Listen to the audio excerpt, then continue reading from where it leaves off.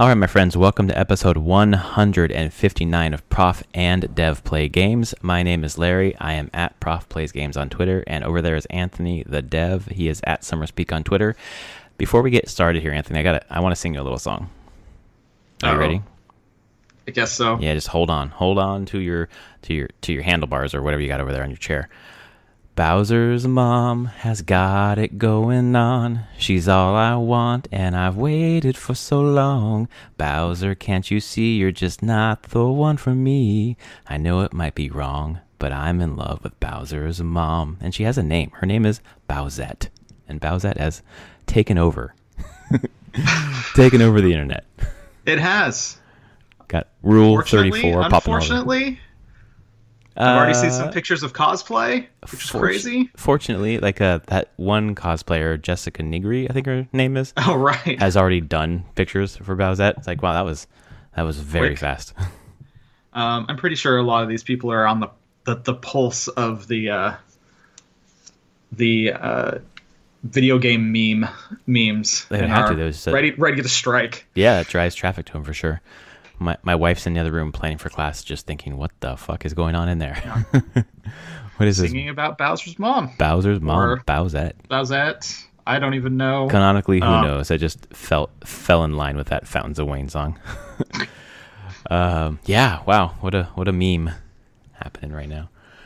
Yeah, I'm going to say it's going to go away quickly, but then the game's going to come out and it's all just going to come swarming back. Right. So They never should have put that crown in for Toadette to turn into Peachette. I know, because now everyone's like, well, everyone can turn into some form of Peach. There was like scary. There was a spoof, and I fell for it. It was a Smash Brothers update where it had the crown, and then anyone could turn into anyone. And I was like, wow, that's anyone could turn into like Peach across the person who picked it up. I was like, wow, that's really cool that he's already put that into the game. Then that was fake. So I think he should. That'd be great. Maybe it will eventually. Yeah. That'd be a great one. Oh, man. And it'd be the great way of like the community feeding into what they put in as updates, and that's just a funny joke. Right. I mean, they did it with Kirby. Why not? I just think that that's probably why actually they wouldn't do it, because how much work that goes into like making a Kirby clone of everybody.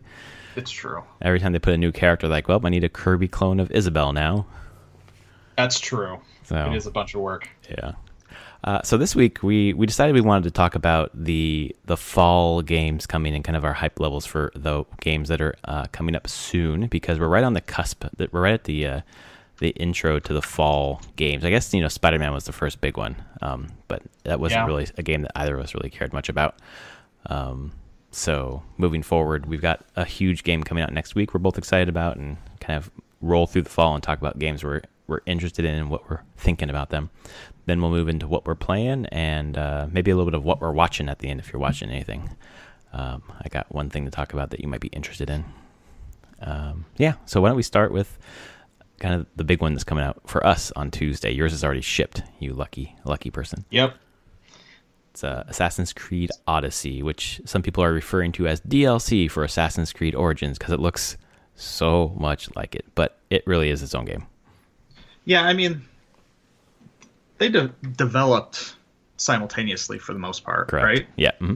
So that's not surprising that they're sharing art assets. And it's also happening in a similar place in the world, Mediterranean. Like, I could see art assets working between Mediterranean, Egypt, and Greek areas. Yeah, it's something that I've looked at a lot when I've been watching. I've been watching a lot of preview coverage of Odyssey. And it looks different. It looks similar. It kind of is both at the same time. It's whatever. It's fine. There's a lot more. The gameplay is the same, but like there's the RPG. It's diving deeper into that, and it doesn't really bother me. I'm just realizing that I'm so excited for it that I'm playing Origins right now, and I'm thinking, am I burning myself out? Good to go right from Origins possible. to Odyssey, but it is possible. Yeah, I don't play. And I've done enough. that before. So, excited about a game. I can't remember. There's definitely been games in the past where I've got really excited for one coming out, and then I just dive into either the previous version of that game or something similar genre-wise and just completely burn myself out of it. Well, I think it makes sense because terrible. In other media we do that. Like when the new Game of Thrones book is finally announced, I will finish up my reread. I read book 1 and book 2 last month or month before, and I'm kind of slowly moving forward because I want to time it. I want this to be the last reread before the book comes out. I'm hoping it'll be next year, but who knows? Probably not. But that, you don't really burn yourself out doing that. Or movies, you want to watch the next Star Wars movie, so you kind of binge watch all the other ones, and that's not really a huge time commitment compared to playing a 100-hour video game. Yeah. But I've actually limited myself. I haven't watched any streams of Odyssey. Oh wow. People play. Like I've seen some of the official trailers and then just a couple clips of different parts of the game. But very short, because I'm just like, I kind of want to be ruined for it. Like, I'm just ready to just dive in and go. And it's the first Assassin's Creed game I've actually played since Black Flag. Dang, that's what, since 2013? 13 or 14? Or 14, somewhere in there. Mm-hmm. But it makes sense. I've skipped a couple other Assassin's Creeds. Like, I definitely didn't play. I had 3. I played some of 3, but it didn't grab me. I didn't get that far. Well, you're gonna get a chance to replay or play that for the first time then, because I think you got the season pass too, right? I mean, I played probably 6-7 hours of it, but yeah, it definitely didn't grab me how the Ezio stuff grabbed me. Well, it's such a slow burn with 3. Like I think I played probably 4 or 5 hours, and I was just like, no. Yeah. Maybe they'll trim for the remastered version. I don't know. Yeah, I don't know. But we'll have that. So I'm okay skipping Assassin's Creed now. I'm curious how they're going to how this will relate to the overall story, because they're all still related story-wise somewhat with the Animus and there's modern day stuff. The modern day, and like I will say, coming out of Black Flag did some interesting things into the story I was curious about, but I'm not sure how much they've kept that stuff up in, what was it, Unity and Syndicate. Right. Well, Black Flag was the first one I ever played, and I really, really didn't like the naval combat, and I know I'm like one of the few people that didn't like it, so I bounced off that pretty hard. Syndicate was the first one I ever beat, and there's a bunch of like modern day stuff in there as well, kind of towards the end, and I was just like totally lost. No idea what was going on. So when I played started with the Ezio trilogy, there's the modern day stuff, which starts earlier in the timeline for me, so it made a little more sense, but I don't get it at all. I mean, there's like Templars and assassins fighting throughout time for the Apple of Eden or something like that. Yeah. Well, that's a lot of the Ezio trilogy is all about that. Oh, okay. And the first one talks about the Apple. So that's kind of the overarching story for I would say the first story arc of the whole series, which ends with the last Ezio game. I can't remember now. Doesn't really matter. Revelations. There we go. It hit. Yeah. Yeah. So old yet. that finished kind of. I know that playing that, it finished like one of the first major arc of the story. Mm-hmm. And Black Flag started a second arc in terms of the modern day story. Yeah. The modern day, and then 3. And like I said, I didn't play enough of 3 to really get a sense of what it was doing.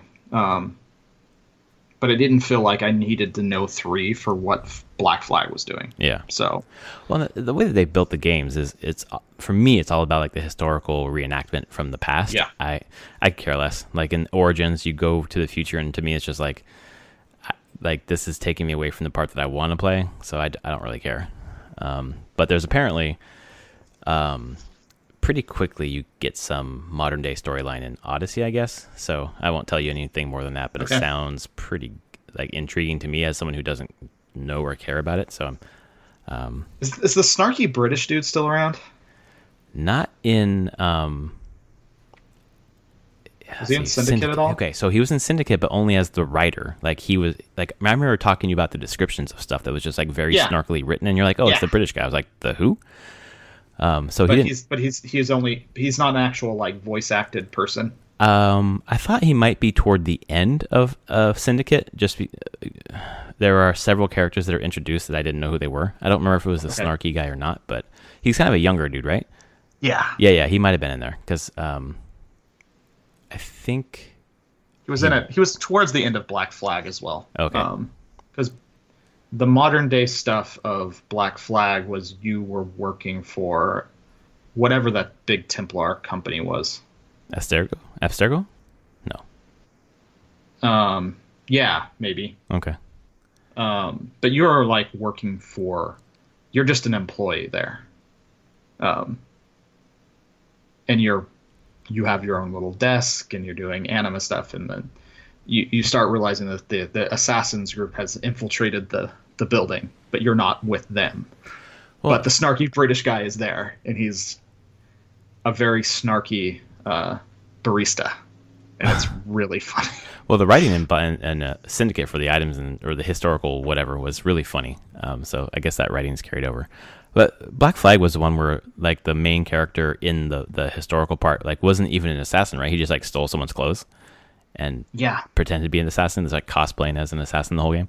yeah. I mean, he was just a pirate basically. Yeah, right. He just kind of got caught up in the whole thing and then continued with it.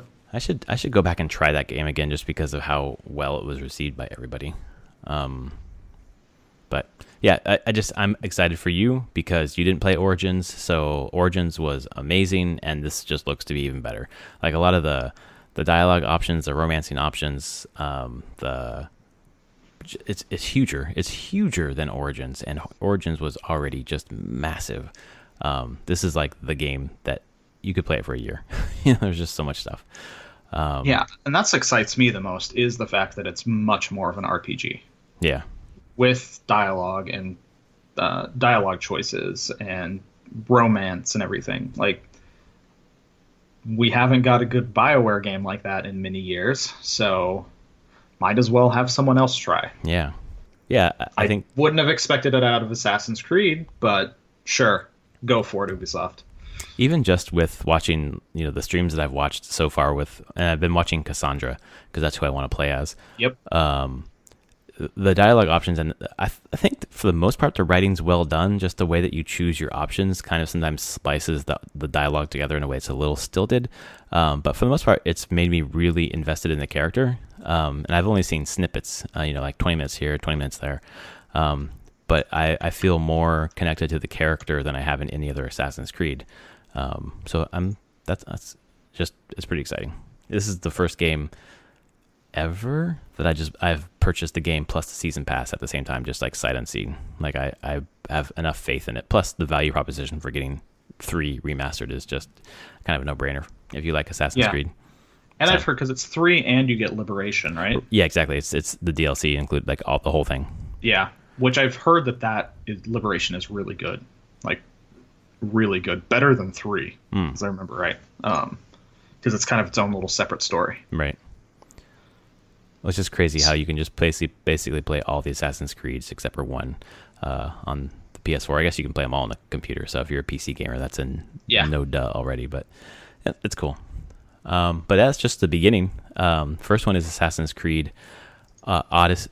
Yeah, Odyssey. But then on actually Friday, which is when the regular base game of Odyssey drops, there is another huge in quotes. I think it's a big game, but Super Mario Party comes out on Friday. Is it Friday? Yeah. It's the 5th. Man. Yeah. I've that's the other one.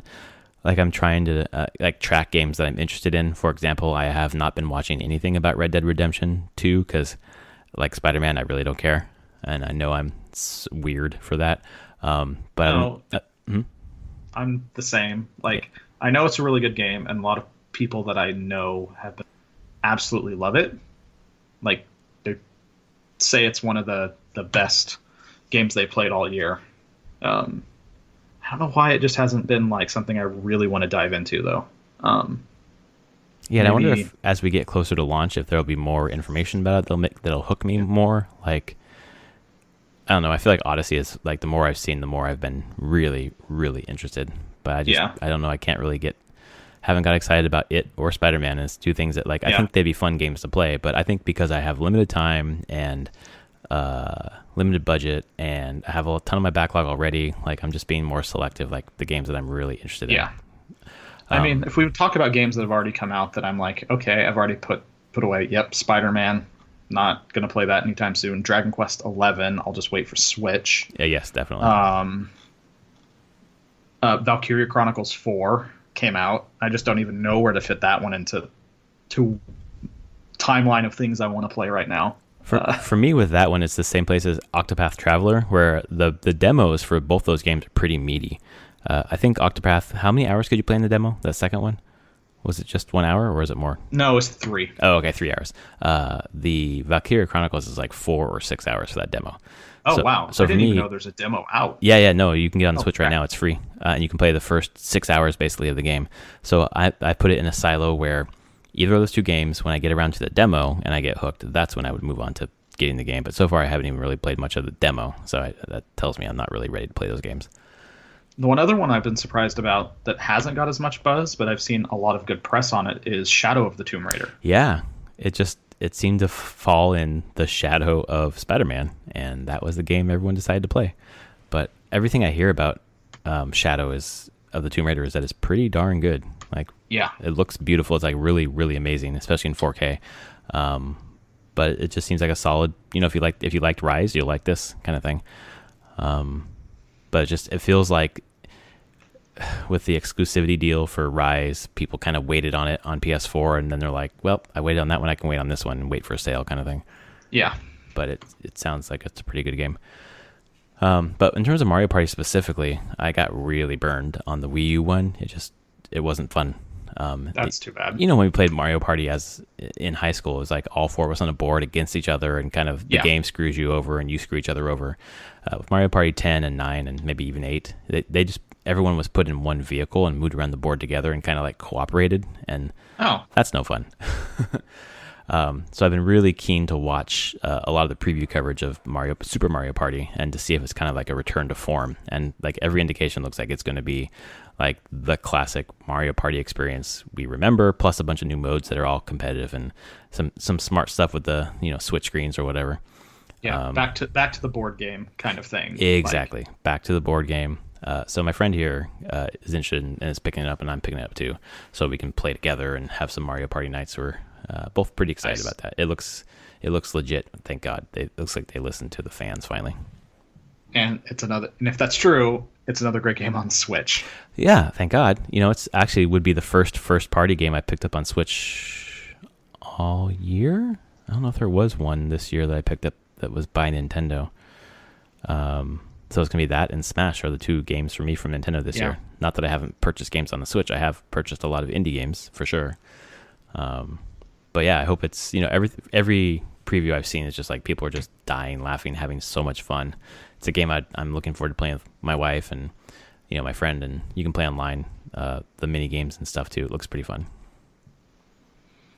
So I think the rest of October is kind of like it's Call of Duty and then Red Dead. It's a grab bag of stuff. Oh, what else is there? Starlink. Oh shit, that's right. Which I'm not gonna get. I just can't right now. Yeah, like too many games. It's the 16th, and I'm like, I'm not gonna be done with Assassin's Creed. Yeah, no, definitely not. And I'm really trying to hold myself to not buying like more than like 1 to 2 games a month tops. That's where I'm at too. 2 a month. That's my limit. There's just not enough time. Too much to play. There's really not. And so Starlink's coming out, which I'm fine waiting for some reviews on how it is overall. And how it runs on the Switch too. Yeah. 'Cause that's the version I would be getting. Yeah, of course, because you want Star Fox. Yeah, well, I want my Star Fox game that's not Zero. Yeah. Then I think it is. When is Red Dead? 26th of October, I think. Probably something like that, because there's 26th. I don't know. I don't have any nostalgia for the first one because I don't care about westerns. Yeah. I never cared about it, the original one, when it came out. I played a little bit. I was like, I don't care. Like, I'm not a fan of westerns and the western genre so much. So even the second one, I'm like, I don't know. Like, it everything I've seen, it's gorgeous. It's a great simulation. I feel like I'll get bored with it in about a dozen hours. I've tried playing the beginning of Red Dead Redemption like 3 separate times. Once on 360 and then twice on Xbox One. And 4 or 5 hours, that's as far as I got. It was not at all interesting in any way, which is just, given how much people praise that game, I wish I could get into it, but not every game is for everybody, so. Yeah, and exactly. I mean, everyone I know that does really enjoy the game likes it a ton. I accept that it's a very good game. It's just not a good game for me. Right. Which is fine. So that just doesn't make me, I'm sure it will be one of the biggest games of the year. Oh, yeah. I just don't care. It's just exactly how Spider-Man's hitting for us. Like, it's one of the biggest games of the year, and we don't, maybe eventually we'll get there, but there's other things that are much more exciting to us personally. Same thing with like Call of Duty hits in the middle of October, and I don't think either one of us really care about that either. Nope. So I heard it'd be another Call of Duty. Yeah, but I've heard, with this time without a campaign. Like it's got the blackout mode, the battle royale mode, which from all the reviews and stuff of the beta, it sounds like it's really fun. But the amount of time that I spend on battle royale games is not very much, and if I do, it's going to be Fortnite. So I don't know. Yeah, really fun is good. Is it more fun and easier to play and get a hold of than Fortnite? Right. Like, is this the thing, like, will people be bored of Fortnite and go to Call of Duty?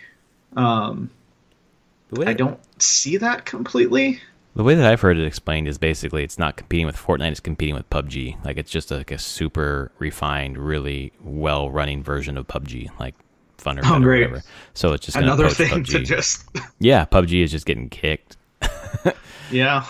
Just because I feel like Fortnite is just a phenomenon of itself, and it's third person, it's cartoony, yada yada. This is like for the serious gamer or whatever, So I don't know. That's what I've heard at least, but I haven't, I haven't watched the stream, haven't played it. Yeah, I don't know. It's funny. I was thinking about this topic for the show today, and now I'm realizing there are actually a lot of games coming out in the fall that we don't really care about. No, I mean, there's a lot of good quality games. But I feel like a lot of them, to me, come off as rehashes. I mean, they're just franchises I've already played. Like, a Call of Duty, sure, it has a Battle Royale mode, but it's Call of Duty. Right. Like, I've played Call of Duties. They don't really change all that much. Unless you're really into Call of Duty and you're like, the minutia of the game changing is very important to you. But I was never that into them in the first place to care that much. And then there's a lot of just smaller stuff coming out that is really piled in there. Like, one I'm noticing, like Soul Calibur 6 is coming out in October. Holy shit, I forgot about that. It is, and it's just coming out. I'm just like, well, I won't have time for that. And I do enjoy my Soul Calibur games. I'm probably going to be terrible at it again, but it was a really fun fighting game. You can be terrible with Geralt. It's true. You can. Is that on the PS4? Yeah. Geralt was on PS4? Well, is he on everywhere? I think it's on everywhere, yeah. Okay. I haven't heard about any platform-specific characters like they usually do. Because there was I knew. Link or Spawn or something back in the day in that game, wasn't it? Yeah, I think there was Link. Link was definitely in there. Spawn might have been too. They've done a ton of crossovers. Yeah. So, I mean, it's there, and it's one of those fighting games that's sitting there going, like, okay. Another one on my list of eventually to be excited for, but not yet. What else? I mean, what is the ones that are really exciting? Like, it's sad to say that Diablo 3 is for me. Oh, it just speaks to how great that game is. Talking about rehashes and stuff, I'm like, yeah, yep, right. Just inject that one right into my veins, please. Let's do this. I mean, it's just an all-time classic, man. And to have it on the go, it's hard to say no. Yeah. All that would be better is if it was Diablo 2. Right. I wish they would do a remaster of that. That would be just killer. Because I really do enjoy Diablo 3, where it's at now and everything. Like, they made a great game out of it. But it is actually a very different game than Diablo 2. And even Right. how Diablo 2 was very different from Diablo 1. Like, from the squint your eyes, 1,000-foot view, they're all action RPGs and similar, but the feeling of all the games is very different. Like, 3 is very much power fantasy. Like, you are a demigod, basically. And they play it up as the Nephilim and you're something special. But 1 very much was a horror, like, you're just going to die. That's what's going to happen. You need to get stronger because you're just going to die, and it's a horror game. Right. 2 kind of mixed the two a bit. Like, you can be a tiny god, but you still have to be careful, and there's a lot of horror going on. Yeah, I felt that one was less of a power fantasy than 3 for sure, even though it was, you could still build yourself up to be just a god in that game. Yeah. But 3 is just like, gives you the keys to the castle, basically. Yeah, exactly. And they're just different feelings. And it's fine. And it's more just about tone that you want. And I feel like I miss 2 a bit. That tone of just like scraping by sometimes. Right. But I'll be happy having 3 on the go and seeing if I can convince my wife to play it. Has she played 2? She played 2, and then she won't play it again because, as she will say in the story, I'm a bad person. And we were playing together, and then for whatever reason we stopped, and then I just kept on playing.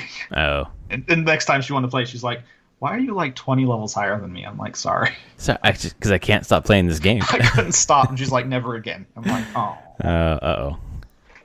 That's like, why I'll start a new character. It doesn't matter. She's like, "Nope, nope." That's my wife sticks with non-story games like Rocket League or Mario Kart. Or I did just get her into Lovers in a Dangerous Space-Time. Nice. She really likes that game, which is a little surprising to me because it's there's a lot going on. I don't know if you've played that game. But I've never played it myself, but I've watched people play it. Fuck it. Like with 2 players, you have to you're doing the shields, you're doing the guns, you're picking up. You're driving the ship. There's like a bunch of different things to do all at the same time, but there's like 7 stations and 2 of you, so you have to keep bouncing around all these different stations. And then just to watch her talk to each other and be like, yeah. "Okay, I'm going here, you go there." Like, yeah. Right. And she's all right with a controller, but she has to look at it a lot and figure out what the buttons are and figure out how to use it. But for her to like go from kind of bewildered at the beginning to like mastering the controls for that game pretty quickly was pretty fun to see. So That's awesome. Yeah, but no, she ain't playing Diablo with me. But that brings up the point where I feel like that's a sign of going like, anyone that sits there and says, "I don't like video games," I'm like, you just haven't played the right video game for you. Yeah, right. Because there's probably one out there that you would enjoy and have a good time with. Well, and the first game that she remembers playing a lot with her dad that she really enjoyed, it was on the Nintendo. I'll give you 3 guesses what game that she played on the Nintendo with her dad that she really enjoyed. I don't think you're going to get it. Metroid? Holy shit. You got on the first try. Fucking Metroid, yeah. It surprised the shit out of me.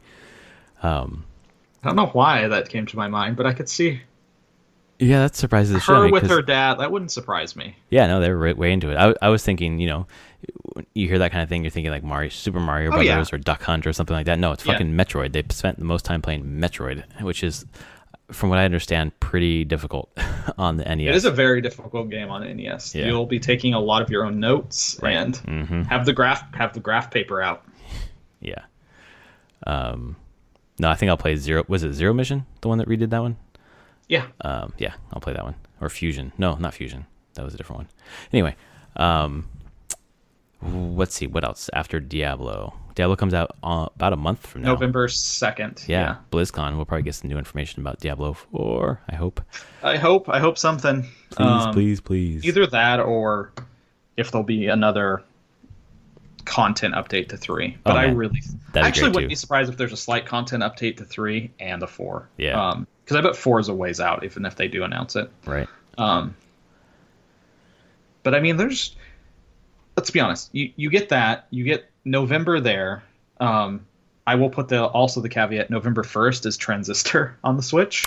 Oh, damn, that's such a great And I game. kind of just want to throw money at them to say, sure, I'm not going to play this right now, but I I love this game and I love Supergiant, so here, have some extra money. That's how I felt about Hollow You Knight deserve it. when it was coming out on PS4. I'm like, yep, I'm buying it. Am I playing it? No, I have too much to play. I'm not going to sink another 50 hours into this game on a different platform. But I'm like, you guys deserve the money because you should have charged more than $15 for this damn game. Yeah, and to Transistor, it's more of a game where I'm sitting here going like, no, this has stuck with me for years. Yes. And I think it was $20 when it originally came out. Well, I remember So when you played it, you were just raving about it, and I had it on my PS4 for some. It was either a PS Plus game or I bought it. I don't remember what, but I was homesick for a day, so I said, "Fuck it, I'll do it." And it was like 6 hours or whatever, and I just did not. I could not stop. I started and could not stop till I finished. And I've always thought back on it. I want to do like a second run on PS4 because I think there's like a lot of the trophies are tied to a second run or something like that. second run and then that challenge area. Yeah, that's right.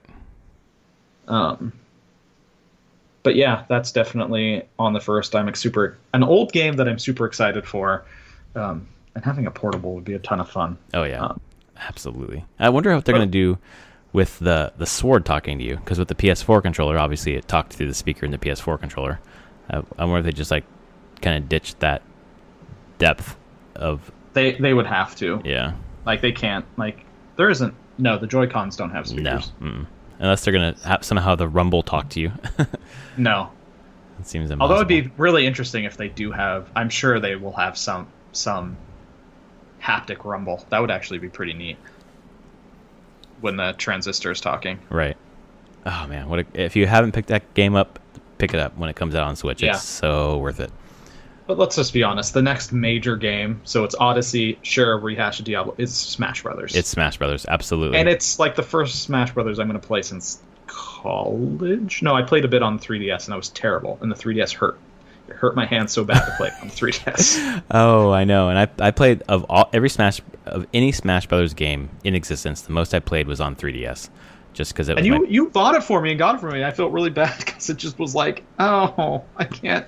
This hurts. You'll make it up. You'll make it up to me by playing me a lot on the Switch version. Although, Oh, yeah. I feel like the Switch version, the controls are going to be similar to the 3DS version, except for not that fucking circle pad thing's not on the thing. Yeah, no, I have no problem. Like the way the Joy-Cons are much more comfortable for me. Huh? Interesting. Like they don't dig into my hands as much. Into my palms. I cannot wait for that fucking game. I am beyond excited. I'm more excited about that game than I am about Odyssey, than I am about anything all year long. Something about that game, man. Like the hours and hours I put into the 3DS version and the Wii U version of that game. And I suck. I think I told you this. I have a friend who does social media for Activision. And I gotta reschedule that interview. I forgot about that. And he plays a little competitively.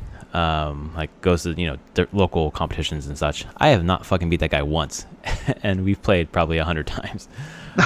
So I'm not very good, but I just love the game. And now that I have like a deeper, my character has always been Samus, and then Zero Suit Samus. And now that I've actually finally played a fucking Metroid game, I just have a deeper connection to that character now, which is awesome. Yeah, I think mine was. I played a lot of Link. You were wasn't Travis Link?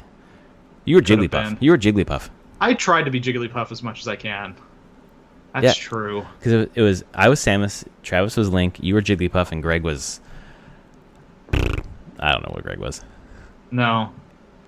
But I definitely, I Jigglypuff all the time, put people to sleep, and then smash them. Yep. I just like jumping as Samus and dropping bombs on people, which is like the lowest percentage damage ever. But I don't know. They pack so much into that game. So there's so many different modes. Hopefully this time we're going to have a single player campaign kind of mode. It looks like the indications are yes on that. And just the amount of characters, like it's just there. I heard someone on a podcast the other day. There's better representation of PlayStation characters in Super Smash Bros. Ultimate than there was on PlayStation Battle Royale. Oh yeah, it's awesome. That's that stupid fighting game thing. Well, imagine if they have like Crash come to the game, or I don't know like who's left. Like for me, it has to be like the last thing they're going to announce is got to be Banjo-Kazooie. I just feel like Microsoft and Nintendo have kind of been buddy a little bit. Like that's, it's Phil Spencer has specifically said, yes, I want that in that game. So I don't know. I mean, they'll try, I'm sure. Yeah. Like weirder things have happened. Yeah, Cloud. Yeah, exactly. And Bayonetta, maybe even weirder. That one is weird. I would never have expected Bayonetta in Smash. Right. Ever.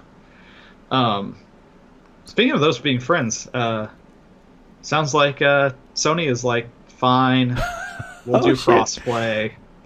Like, they're. I mean, I'm glad they're doing it, but they're like their speak about it was just like mental gymnastics to like still talk about how they want to make sure that PlayStation is the best place to play and taking care of the players and all this stuff. When it's just like people had you over a barrel, man. Yeah, like, pretty much. Sean Layden on the blogcast where they announced that there would be no PSX this year, he was just like, I'm tired of getting tweets about this. So maybe it kind of worked, that pressure. Oh, I'm sure at some point it did. Like, begrudgingly, they're like, just okay. Yeah. We'll just do this, and maybe these people will shut up. Well, because honestly, they don't want the story to keep growing. Right. Is the thing. Yep. Like, that would be the worst thing, is that just keeps growing and it keeps dominating the conversation. Right. They don't want that. They want their games to dominate the conversation. So. Which they're doing a pretty good job of that, but yeah. Fortnite being so big, just like, wait, my friends on PS4 can't play Fortnite with me? Like, why? That's stupid. So yeah, exactly. It gave PS4 a bad taste in those players' mouths. And then you got like the Fortnite bundle for Switch coming out and all this different open platforms to play Fortnite on. I don't know. So good for them. But yeah, back to, on exciting things. Yeah, it ends with Smash. Yep. There is nothing in my head beyond Smash. Like, I think I said it last week, but my games are Tuesday, Assassin's Creed, 1 month from now, Diablo 3, and a month-ish. Is it a month after that? When is it? December 7th. So yeah, just over a month after that. Yep. Smash. You basically that's the games, and that's. You have a month of runway for each one, basically. Which is perfect, actually. Yeah, no, it's really awesome. For me, mine's exactly the same, except throw in Mario Party, and that's totally like a different trajectory. That's like game night with friends, and that's it. I feel like Mario Party is one that I might see about for potentially like Christmas present, family present, like totally. Kids and I can all play. Well, but then that also falls into Pokemon Let's Go. Oh shit! Like I don't want to get that for myself. Yeah. I am excited to actually play it, but I want to play it with my kids. Right. Unfortunately, it comes out like a week after my daughter's birthday. Yeah, it's the middle of November. A couple weeks, 2 weeks after. Yeah, it's the middle of, not the middle. It's the very end of October. Mm-hmm. No, through 26, so like 2.5 weeks. Man, your kids would love Mario Party. Oh my god. Because I think it's perfect. Yeah, and it's Joy-Con only. Like you just use the Joy-Con, and it's. I would have to get more Joy-Cons because we'd have to do as a family. Because you only have two right now, right? Yeah, I'd have to. Yeah. So that's a whole thing. That would be a Christmas thing. Yeah. So that'd be a bigger expense to get another set of those. Get Mario Party. Get another set of Joy-Cons. That'd be a lot of fun though. Oh my god. It looks great. So I'm hoping. So that's the problem. There's so many games coming out, but there's the other ones that fit into my life in different ways as well. So like a lot of those bite-sized single-player experiences are kind of like slipping in. Oh shit! Oh, I'm gonna talk about that later. Never mind. I have been slipping in amongst like. It's almost been every night I've been playing Origins. So these like kind of big epics on the big screen, and then picking up my Switch for like the more intimate single-player games. So it's a great year. I thought last year was amazing, and this year was shaping up to be kind of quiet, but that's turned out to be true at all. Nope. Yeah, so we're kind of bouncing in the same trajectory every month, a new one. We're hitting the and if we were in Spider-Man too, it'd have been the beginning of September, then October, November, but we just kind of passed on that one. But yeah, let's move into what you were playing this week. This week, I feel sad in saying I haven't played pretty much anything. You've been working? Yeah. Yeah. I'm working a lot. Okay. And I'll probably be working a lot in the next couple weeks. It's just how it's going to be right now. Because And it's not even a thing, again, of being like, I have to do this. I want certain things just to be done. Right. I want to be done with them. I want them done so they can move on to like the next part of what we're working on. Right. I'm getting itchy to get to that next part, and I just kind of want to get this stuff done and out of the way. Which would be great, because once I get done with this next part is where I want then to like play test the game with you. Yes, please. Because it's a lot of this final stuff to like help with people understanding the game. Right. Like a lot of intro stuff, and it's not tutorializing because we don't want to put a heavy tutorial in, but it's a lot of like pre-roll and post-roll content for our prototype of being like, here's your objectives, here's what you're trying to do. Okay, here's what happened, and like kind of showing the full loop of the game. And the hooks that we were hoping for. So there's just a few more pieces to go. Man, it's getting close, but boy, does it spend a lot of time actually doing the work, though. But that's how it is. But you did. I know you played one game. I think I'll have you take the lead on discussing this one because we both played it together. We did another Divinity Original Sin 2 run for 2 hours. The game is insane. Yeah. Just in the way of just how much is in there, and places where I'm like, no, okay, never mind. There's another quest there. There's a whole slew of things going on. I mean, what was it? We went to the elf cave, and then like I'm playing Losa, and now that I really know, like you kind of get a sense from it when I heard her origin story when choosing her is that she's basically has like some really dark bad being possessing her inside her brain, and it can come out sometimes, and something that this blind elf woman in the first town triggered it, and we all got into combat with everybody in this giant cave, and it was terrifying. Well, it was funny when that happened because it reminded me of the week before when I pulled you into a fight without you knowing what was going on. This time I was talking to someone and we were like having a really friendly conversation. And all of a sudden we were trying to murder each other. And then it all I die. They focus on me and they killed me, but that we all went back up to health. Like it reset everything basically, and then I got to do more story. But my dialogue, like I was talking about to that elf woman, and she was like, I see this thing in you and whatnot, and then I have to make like a check basically. It's not a persuasion check, it was something that will like keep control, and I failed it. And then my next dialogue screen after failing it was 6 options of kill them all, kill them all, kill them all, kill them all. Oh shit, like that was my dialogue choice. It was all just kill them all. Oh my god. Like, and I'm like, you're just there, and this is going on. Damn, that's cool because it subverts like what you think the dialogue choices or how that's going to go. Yes. Damn. It was super strange and unexpected, but really cool to see. And then we just keep going, and what? You found a hole that you went through in that cave, and found a talking statue you could, because you were short and could get in the hole. I couldn't. I was too big and I couldn't go through the hole. But then I discovered a trap door that I could go through next to the hole that got me to the same place. Well, that was. But then you couldn't reach the spear that you're supposed to grab because you're short. So I needed to grab the spear. It's so crazy, like in that one experience, that first of all, just like discovering something crazy inside of something that was already crazy, and just like a really rich story about this knight guy or whatever, who was pinned to a wall with a spear for hundreds of years or whatever. But that I could get in there because I was short, that I was a dwarf. But then to like unpin him from the wall, I couldn't do it on my own. I couldn't do it at all because I was too short. It's like you can't get in there unless you're this size. But if you didn't bring a friend with you, then you can't complete this part of the quest. And it kind of like would lock that out from you if you didn't. Yeah. I mean, I guess if you had a party at that point. But I think some people play alone. But still, just the way that it just felt organic and just like surprising. Like there were so many points in our 2 hours where it was just like a surprise, like a dialogue that like went a certain way, and I got like an item, or we found something hidden, or this quest inside of a quest, or learning that there's 6 ways to get out of this place, or I thought the fight to get the teleportation glove was pretty fun too with those 3 crocodiles. It was, and the one crocodile that had it that would teleport. Yeah, right. I was like, what? And that was such a funny animation too. That it teleports, does the teleport animation, but appears above the ground and kind of like shakes its little legs, and then would fall down. Right. It was pretty ridiculous, and I don't know, just those 2 hours finally really sunk in. This game is huge, and the fact that we're not even out of the first. I wouldn't call this. Is this Act 1?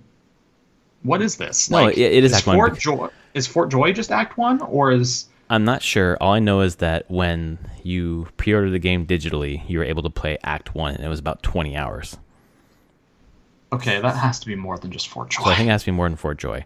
But Fort Joy is insanely huge. Right, and There's so much stuff there. Well, and there are like 6 or 7 paths for us to kind of get us out of Fort Joy, but we're deciding to like kind of explore them all and kind of wring as much as we can out of it.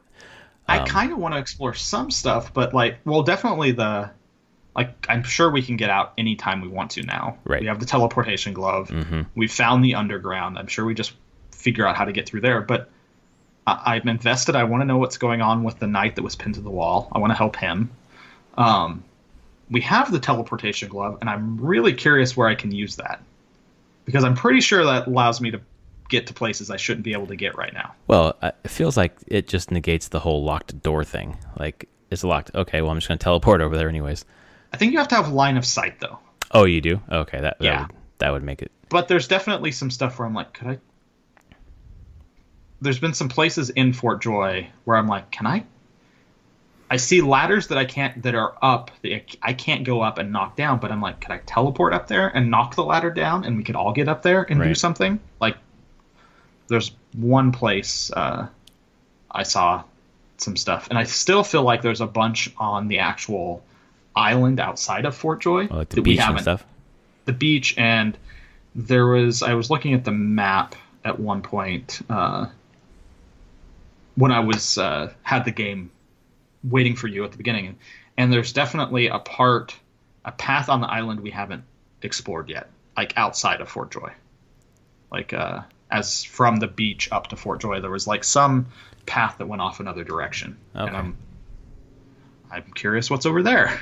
Well, just all of that is amazing, but then just like the combat itself, we're like trying to like match the skills you have with the skills that I have, and like just kind of like timing, like looping things together so that we can take these enemies out before they take us out. It just feels very like it doesn't seem, it's not easy. No. It feels like it's like difficulty wise tuned pretty well, so it feels like a just the right amount of challenge, basically. Yeah, I mean, even those crocodiles, I feel like if we hadn't coordinated well, they would have destroyed us. Right, because like I've petrified this guy, so let's leave him for a minute and attack these guys, and just the co-op, playing this game co-op is just amazing. I think I would get more joy out of a co-op than on my own, for sure. Yeah. But then we sunk down into like this jail cells or whatever, and we're trying to free someone or talk to someone, I don't know, and we stumbled into like this really high level battle that just wiped us. And wiped us quick too. Real quick. There's just no way we can beat them right now. And it's nice to have that kind of challenge. I feel like sometimes in like if you think like a Assassin's Creed game where you like stumble across a high level fight, like in Origins, the Phylacteries, like these super sheriffs that are like 20 levels above you, like they kick your ass, but you can dodge and weave and kind of like make use of your tools where you could really prolong the fight. And if you were patient, you could win. Not in this game. Like with the turn-based battle, like everyone gets their equal turns, and you just are going to get wrecked. Yeah, as we found out. Yeah, because we got wrecked big time. Yeah. So yeah, that's what a game. We're gonna. Yeah, Sorry, go ahead. I am super curious on it to play more and where it goes, and I can't imagine how many hours it's going to take us to finish this thing. Oh man, I was thinking. I did see you sent me the Awesome Games Done Quick. Yeah. Thing. It's one of the games on there. And it was like 37 minutes to beat it. Yeah. I cannot wait to watch that. I have to see how they do this. Yeah. When I first saw it, I was surprised, and then there's something ringing in the back of my head where like I remember some sort of path. It's almost like Breath of the Wild, where like you could go to the end, but I don't know how you'd beat the end. I don't know if it's glitched or I don't know what. Yeah, I think it said glitchless actually. And the part of me wonders if it has to do with the teleportation glove. Yeah, it like probably if does. you just get that, if you can just get that, you can then just basically teleport yourself to where you need to go constantly through the game. Right. But still, I'm wondering, like, how do you beat it that quickly and not you're not going to have that many levels. You're not going to have great gear. Well, and this is for the January event, right? Is it January? Yeah. Okay. January. Cool. Yeah. I So think we got a ways. yeah, beginning of January. Yeah. Yeah, it's the winter one. Yeah. Is this the one is in Maryland or something? Yeah. Yeah. Okay. Yeah, I'm the first time that I'm looking very forward to that, and like perusing the list and seeing like just there's a lot of fun stuff coming up. I'm just gonna binge it. Yeah, for that absolutely. week. I'll be working, but I'll just have it on screen the entire time that I'm working because it's really fun to watch. And I'm very curious about Divinity in that. I was not expecting to see that game, especially that short, considering it's a hundreds of hours game kind of thing. Yeah. I would say the only other thing I've played this week and which has been kind of this weekend is Magic the Gathering Arena in open beta. Mm-hmm. They wiped everything, so I actually got to experience the full onboarding tutorial experience for it because you had to go through that whole thing again. For new players, it's probably fine to a point of teaching you like this is how you play Magic for pretty quickly. And then they dump you into what I can figure out is one of the most painful things I've been put into. Oh no. You finish that tutorial, then they're like, okay, here's 5 basic decks, 1 for each color. Right. Great. Now just play in the ladder. You need to play I had to play 4 or 5 games to unlock all the other play modes. Against humans or AI? Humans. Oh no. And the matchmaking is terrible. Oh no.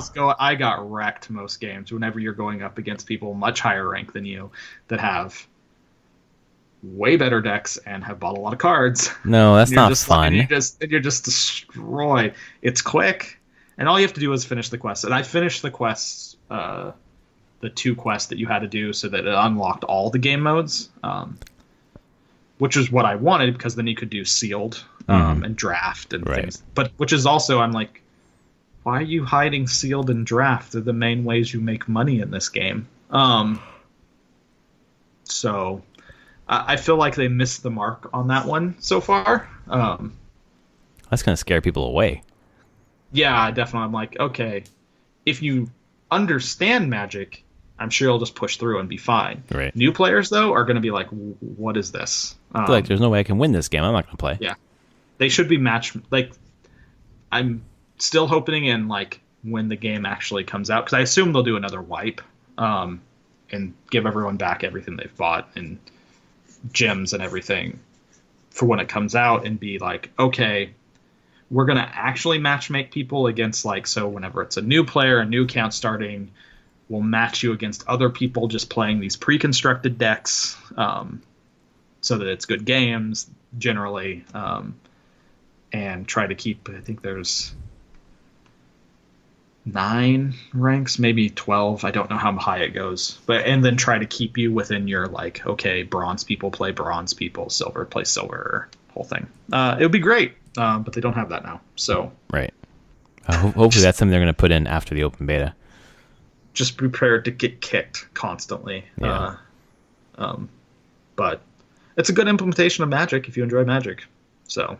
Yeah. Is it something that I can just go onto Steam and find, or I have to go to their website? You just have to go to their website. They don't go through Steam. Oh, okay. It's just their own launcher and everything. Yeah. Okay. Which I bet you should expect to see more and more of that. Moving away from Steam. Yeah. Mm-hmm. I think there are more and more companies looking to move away from Steam because of the glut of stuff on Steam and hard to see. Yeah, you can't you can't surface anything. So they you see more and more of this as people move away. You also see different storefronts kind of starting. I've heard rumblings that Epic might start their own store. Oh shit! Okay. They have the front end for Fortnite, and they already have other games there. How hard would it be for them to start rolling that out as a storefront for other games. That's what Valve did. Like, here's Half-Life 2, right? You just got to install Half-Life Steam. 2. Yeah. Yep. I've heard rumblings like on just different forums online that's a possibility, and I wouldn't be surprised. I've heard rumblings that Discords might go that way. They might start doing their own storefront. Well, they actually have announced like their 6 like Discord first games, and they are doing a storefront for sure. Okay. Yeah, they're going full in. Who else did I think was getting? I can't remember right now. There was another one that was like, oh no, it's Twitch with Amazon. Oh right. Like right. they've where like you can just buy the game from the Twitch channel, the whole thing, and Yep. the streamers get some of the profits from it, so a cut of it. So like, I feel like this is the part where you start seeing the a fracturing of the PC market and where to buy PC games. It's kind of starting. Yep. Well, and you've got like Ubi and Activision through, or I guess Blizzard, the Blizzard launcher, like a lot of those selling through their Battle.net. own. Yeah, because you have Destiny 2 in there, you have Call of Duty in there. Right? They're taking it off of Steam, so yeah, it's good. It's happening. It's good. I mean, definitely as a developer, I think that's why the Switch was so exciting. You want to be on a platform where there's a lot of visibility, and obviously on Switch, it's getting a lot harder to find anything. But yeah. So, what have you been playing? Yeah, this week. Okay, a couple things. First of all, I loaded up Dead Cells today for the first time since January. I don't know if you've played in that time frame anywhere between now and January. When it came out, when it 1.0. Oh, okay. This is my first time playing on 1.0, so I started all over, and there's a lot more. Like, it's a different game, and a better game. It is way better. Like, when I played it back in January and when it was in early access, it was fun. I put 6 hours into it, but the hook wasn't quite there for me. And then today, my first run was like 25 minutes, and I immediately wanted to start over, which I wouldn't let myself do because I was just going to load it up quickly to play a quick match before I started doing my work. And then I was like, nope, got to put it away and do my work, which was good because I got my work done. But that game is rad. Like, the things they've added to it, like, there's a lot more slots, it seems like, for weapons, and the weapons look different and have a lot more like modifiers. It's a lot more fun. The game just feels and more if fun. you've only done one, keep going. There's way more stuff. Yeah. Through multiple runs, you start unlocking more and more stuff. Not just weapons, but eventually the ability to upgrade your weapons. To reforge them, basically. Upgrade, then reforge modifiers on them. Did you see the morphs? Yes. The mutations. The mutation stuff was there. Yep. And you start unlocking more mutations. There's a ton of stuff in that game now. Way more. It just made the gameplay more varied, more fun. And there was a lot more to think about. It was before the bones were there, but there wasn't a lot of meat on it. Like, it was just the core gameplay loop is there, obviously, which is they used early access the way you should. Like, here's the gameplay loop, and now let's start layering stuff on it. And now playing it when it's the 1.0 version, they've layered a ton of great stuff on it to the point where I'm like, oh yeah, I should probably get this thing on Switch. But that was a ton of fun. I've already mentioned I played Odyssey a bunch, or no, not Odyssey. Origins. Played Origins a bunch this week. It's just fucking awesome. That game is so rad, but so huge. I'm trying to just like critical path. Finish it before Tuesday. That was my goal. Finish it tomorrow. That was my goal, man. But unfortunately, there's some level gating where like you get the next main quest. It's like you got to be two levels higher. So then you start doing side quest stuff, which I was trying to avoid because I get sucked into it. And then I started doing it, and I got way sucked into it again. So yeah, it's fantastic. I really want to finish it before Odyssey, but there's no chance of that happening because I'm gonna play Odyssey on Tuesday if I get my disc. Another game I played was Donut County on my iPad. It was cheaper. Nice. Cheaper on the iPad, $5. And actually, I think it's better on the iPad because it's touch controls. You just move I don't know if you've seen the game.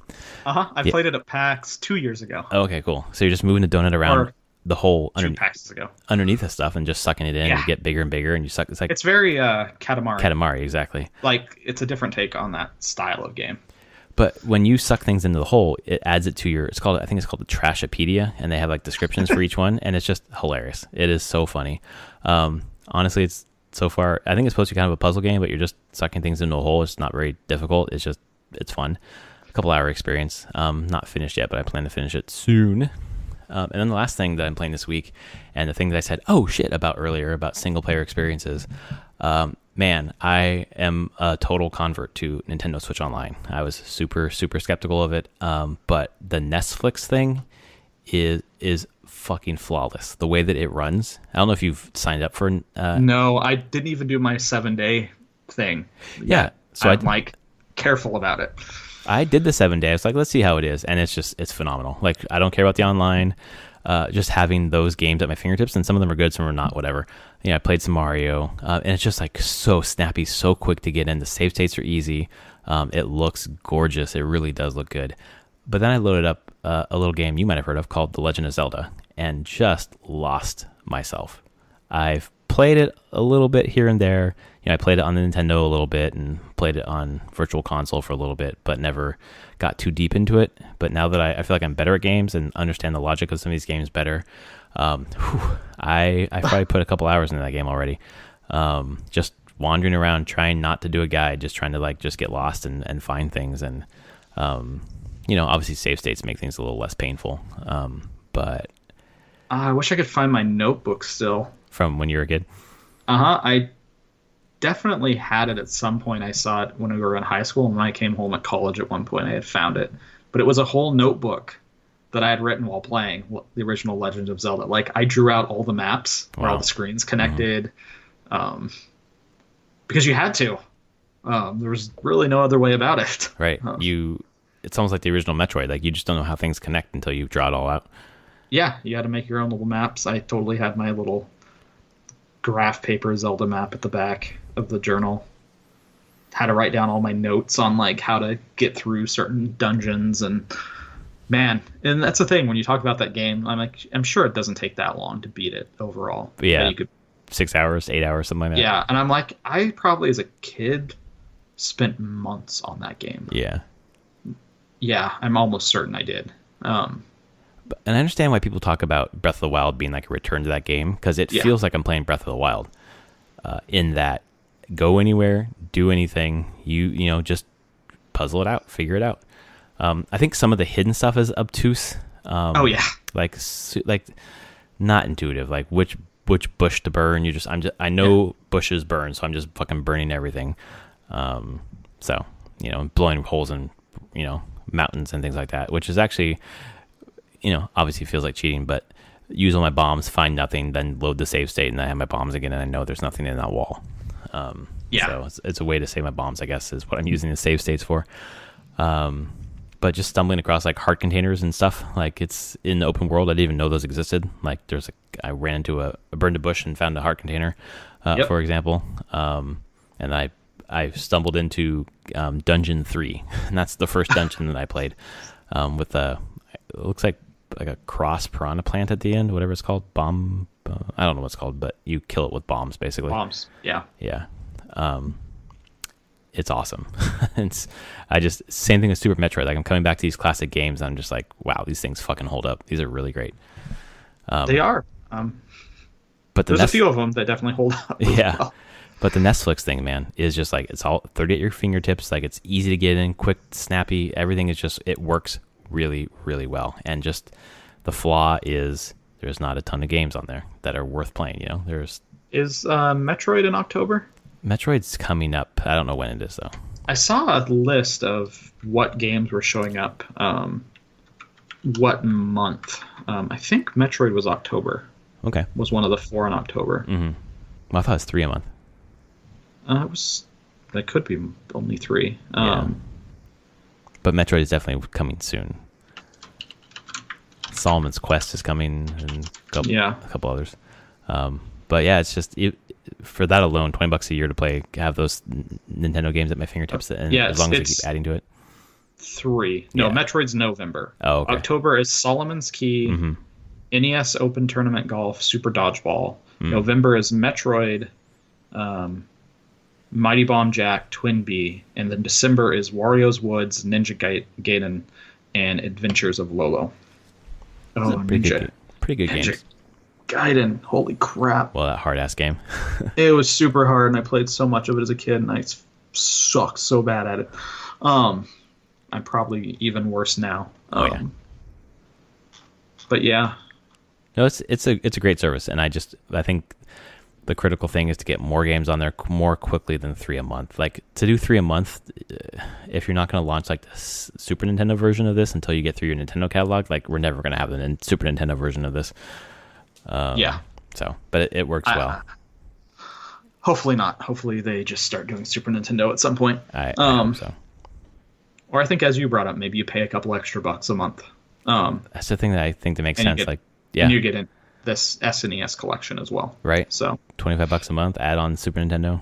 That's what makes sense. We'll see what they do, but so far it works well. I mean, I haven't used, I guess, all the features. I just used the Netflix and the saves, which does it in the background. So all your saves are in the cloud now, and the Nintendo Online thing works perfectly. You run it through a little app, basically. I mean, it's just some of the best NES games ever at your fingertips, and then some of the weirdest, worst ones ever.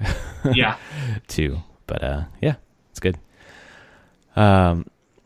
Anything else you're playing? That's all you've been playing, right? No, that's all I've been playing. Yeah, me too. Real quick, I know we're going long. Just started watching season 3 of The Good Place. I watched the first episode, or Nice. 2-parter, whatever. Yeah. Oh yeah, because it's a double, isn't it? It was a double episode. That's it was what I thought. A 40-minute episode 43. Yeah. We sat down tonight after kid went to sleep. My wife was like, "You want to watch?" I was like, "I can't watch a 44-minute episode." I'm like, "Is it always been 45 minutes?" Like, oh, it's a double. Got it. The first episode of the second season was a double as well. Okay. It's just how they premiere them, I guess, now. We just got to the part. We stopped at the part where the guy who's leading the bad guys or whatever was like, "Put on something truly terrible for inspiration." And I forget what song it was. Some old 80s song. Wasn't it a Michael Bolton song? Maybe. Probably. I think actually. it was. That was pretty funny. Oh God, there was a lot of funny stuff in that show. Yeah. It's a great show. So yeah, it is great. If you're not watching it, binge it on Netflix, then start watching it. Yes, do it. It's incredible. One of the funniest things I've watched in a long time, and one of the most clever shows. It is super clever. Watched. I love the ribbon on Michael for his Australian accent. It's like, oh yeah, I nailed it. He's like, yeah, clearly. Or Janet says that. Oh man, Janet's so good too. Oh yeah, dude, they're all good. They're all amazing. So good. Well, yeah, that's been episode 159 of Prof and Dev Play Games. Gonna go Google some more Bowsette stuff before bed. So that'll take me. You enjoy that? Yes, I certainly will. Just kidding. And we'll see you next week for episode 160. Dang, back to another round number. All right, later, everyone. All right, folks. See you.